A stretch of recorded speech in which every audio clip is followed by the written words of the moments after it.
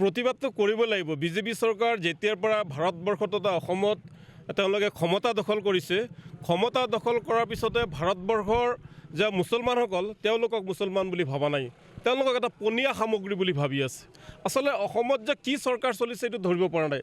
হিটলাৰটো নাই, কিন্তু হিটলাৰী শাসন চলিছে, জংগৰ ৰাজ চলিছে। ইয়াত আইন কানুন নাই। এতিয়া ক্ষমতাৰ বলত মুছলমানসকলক 24 ঘণ্টাই কেনেকৈ হাৰাশাস্তি কৰি থাকিব। আমিও কওঁ কোনো বিদেশী, বাংলাদেশী, পাকিস্তানী কোনো থাকিব নালাগে, কিন্তু এইটো নিয়ম নহয় যে ৰাতি 12 বজাত গৈ কাৰোবাক হেণ্ডকাফ লগাই তুলি আনিব। কোনটো আইনত আছে যে প্ৰমাণ নকৰাকৈ এজন মানুহৰ গাত হাত কৰি লগাব? আমি যিসকল আৰক্ষীয়ে ৰাতি 12 বজাত গৈ হেণ্ডকাফ লগাইছে তেওঁলোকৰ বিৰুদ্ধে আমি উচ্চ ন্যায়ালয়ৰ দ্বাৰস্থ হ'ম। প্ৰয়োজনত আমি উচ্চতম ন্যায়ালয়ৰ দ্বাৰস্থ হ'বলৈ আমি বাধ্য হ'ম। মহামান্য বিচাৰকেহে বিচাৰ কৰিব, আৰক্ষী কোন বিচাৰ কৰিবলৈ? কোনেও নহয়। গতিকে ইয়াৰ বিৰুদ্ধে তীব্ৰ গণতান্ত্ৰিক আন্দোলন হ'ব। মানুহক যদি হাৰাশাস্তি কৰে মানুহ ৰাজপথত আহিবই, আৰু ইয়াতকৈ প্ৰবল গণতান্ত্ৰিক আন্দোলন গঢ়ি তোলা হ'ব। মুছলমানসকল কি ভাৰতৰ মানুহ নহয় নেকি? প্ৰধানমন্ত্ৰী নৰেন্দ্ৰ মোদী ডাঙৰীয়াৰ যিমান অধিকাৰ আছে ভাৰতবৰ্ষৰ প্ৰতিটো জাতি জনগোষ্ঠীৰ লোকৰ লগতে মুছলমানসকলৰ অধিকাৰ আছে। আমাৰ ৰাজনৈতিক অধিকাৰ তেওঁলোকে কাঢ়ি ল'ব বিচাৰিছে। তেওঁলোকৰ ক্ষমতাৰ দখল কৰাৰ কাৰণে আমাক সাম্প্ৰদায়িক ৰাজনীতিত তেওঁলোকে চক্ৰবেহুত পেলাই আজি ৱাকফৰ সম্পত্তি ল'ব বিচাৰিছে, কাইলৈ মুছলমানক অত্যাচাৰ জেলত ভৰাব বিচাৰিছে, পৰহি দিনা আৰু এটা কিবা কৰিব, তাৰ পিছদিনা আৰু এটা কিবা কৰিব। এই জাতিটোক কেনেকৈ নিশেষ কৰিব পাৰি, বৰবাদ কৰিব পাৰি, তাৰ কাৰণে এই চৰকাৰখনে চক্ৰান্ত চলাইছে। গতিকে মই আপোনালোকৰ জৰিয়তে এটাই অনুৰোধ জনাওঁ যে আমাক মানুহ হিচাপে জীয়াই থাকিব দিয়ক। আমিও সংবিধানৰ নীতিৰ আধাৰত আমিও জীয়াই থাকিব বিচাৰোঁ। আমাক পনীয়া সামগ্ৰী বুলি ভাবি খালি নিৰ্বাচনৰ আগত ব্যৱহাৰ নকৰিব। আৰু যদি আমাক সঁচাকৈ বেয়া বুলি ভাবিছে, আমাক আপোনালোকে নিশ্চয়কৈ জানে যে কেইবাদিন ধৰি বাংলাদেশী ধৰাৰ নামত অসম চৰকাৰে তেওঁলোকৰ গৃহ বিভাগৰ জৰিয়তে তেওঁলোকে বাংলাদেশীৰ নামত বিভিন্ন মানুহক তেওঁলোকে হাৰাশাস্তি কৰি আহিছে। বিভিন্ন বৈধ নথিপত্ৰ থকাৰ পিছতো সেইসকল মানুহক বাংলাদেশী বুলি কৰায়ত্ব কৰি তেওঁলোকক জেল হাজতলৈ প্ৰেৰণ কৰা আপোনালোকে নিশ্চয়কৈ দৃষ্টিগোচৰ হৈছে। গতিকে এই ক্ষেত্ৰত আমি অসম চৰকাৰক ক'ব বিচাৰিছোঁ যে 1971 চনৰ 25 মাৰ্চৰ পূৰ্বে যিসকল মানুহ আহিছে সেইসকল মানুহ ভাৰতীয়, আৰু তাৰপিছত যিসকল মানুহ অসমত অন্যায়ভাৱে অবৈধভাৱে অনুপ্ৰৱেশ কৰিছে তেওঁলোকক বাংলাদেশ হিচাপে চিনাক্তকৰণ কৰা হওক, বিদেশী হিচাপে চিনাক্তকৰণ কৰা হওক, আমাৰ কোনো ধৰণৰ আপত্তি নাই।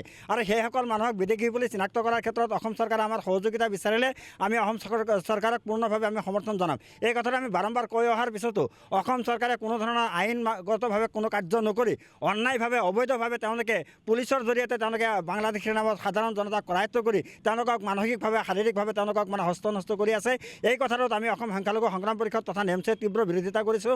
আমি অসম চৰকাৰক কৈছোঁ যিহেতু আইনী ব্যৱস্থা এটা আছে যে তেওঁলোকে ট্ৰাইব্যুনেল কোৰ্টৰ জৰিয়তে কোনো মানুহ যদি বাংলাদেশী হয় বা বিদেশী বুলি যদি সন্দেহ হয় সেইজন মানুহক ট্ৰাইব্যুনেল কোৰ্টৰ জৰিয়তে তেওঁক চিনাক্ত কৰি তেওঁক বাংলাদেশলৈ তেওঁক পঠিয়াই দিয়ক, আমাৰ কোনো আপত্তি নাই। এই কথাত আমি সহযোগ কৰিম। কিন্তু তাকে নকৰি তেওঁলোকে অন্যায়ভাৱে ৰাতিৰ অন্ধকাৰত তেওঁলোকে মানুহক উঠাই আনি তেওঁলোকে অত্যাচাৰ কৰিব, এই কথাটো আমি কোনো বাধ্যই মানি নলওঁ। গতিকে ৰাজনৈতিক ষড়যন্ত্ৰ বন্ধ কৰি ন্যায় ব্যৱস্থাৰ প্ৰতি অসম চৰকাৰ তথা ভাৰতৰ মানুহে নাগৰিকে আস্থা প্ৰকাশ কৰি ন্যায় ব্যৱস্থাৰ মাধ্যমেৰে যদি কোনোবা বাংলাদেশী আছে, বিদেশী আছে, সি হিন্দুৱে হওক বা মুছলমানেই হওক, তেওঁক যদি প্ৰত্যাৱৰ্তন কৰে তেনেহ'লে আমাৰ কোনো ক'বলগীয়া নাই।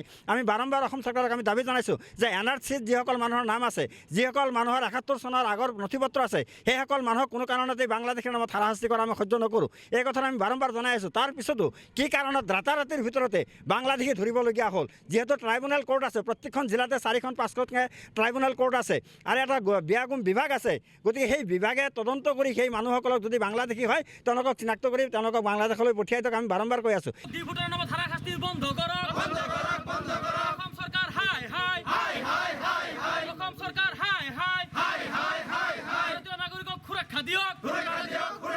ভাৰতীয় নাগৰিকক ডিভোটাৰ নামত অশান্তি বন্ধ কৰক।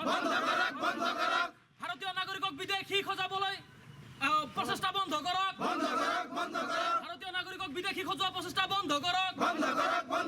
বিজেপি হাই হাই, বিজেপি হাই হাই, বিজেপিৰ কাম নাই, অসম চৰকাৰ হাই হাই।